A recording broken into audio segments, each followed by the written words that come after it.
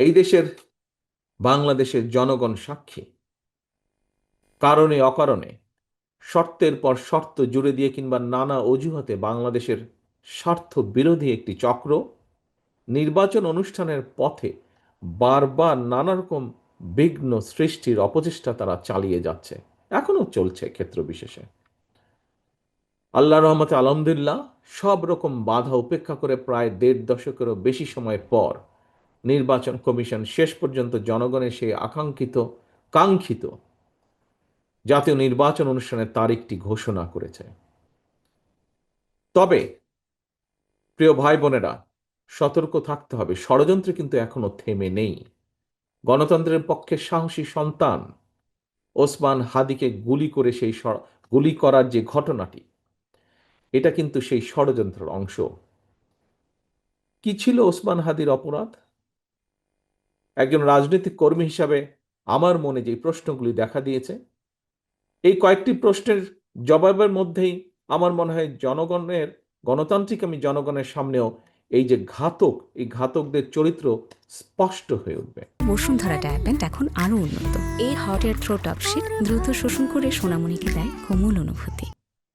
আমার মনে একজন রাজনৈতিক কর্মী হিসাবে যেই প্রশ্নগুলো দেখা দিয়েছে, এক, বর্তমান অন্তর্বর্তীকালীন সরকার বা সরকারকে যদি ব্যর্থ করা যায়, কারা তাহলে খুশি হবে?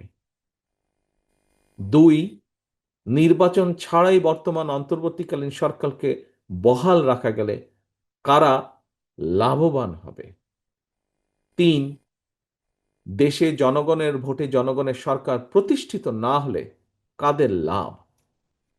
প্রিয় ভাই বোনেরা, আমি বিশ্বাস করি এসব প্রশ্নের জবাবের মধ্যেই হাদির ঘাতকেরা লুকিয়ে রয়েছে।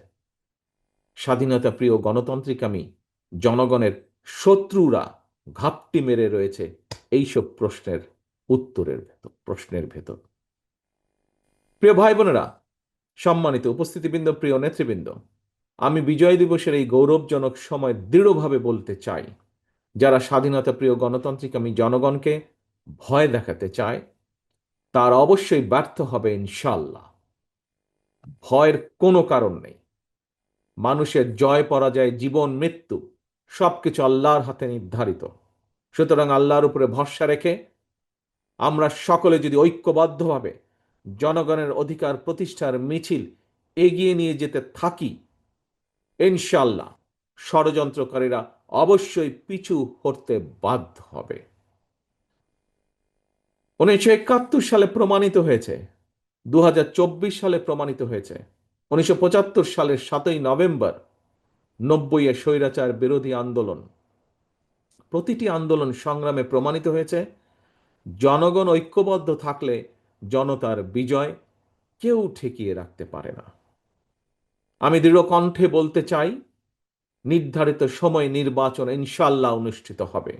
আসন্ন নির্বাচনকে সামনে রেখে গ্রামে গঞ্জে, শহরে বন্দরে, নগরে, বাজারে মহল্লায়, অলিগলিতে, রাজপথে জনগণের নিজেদের অধিকার প্রতিষ্ঠার এই নির্বাচনে মিছিলে আমিও আপনাদের সঙ্গে থাকবো ইনশাল্লাহ।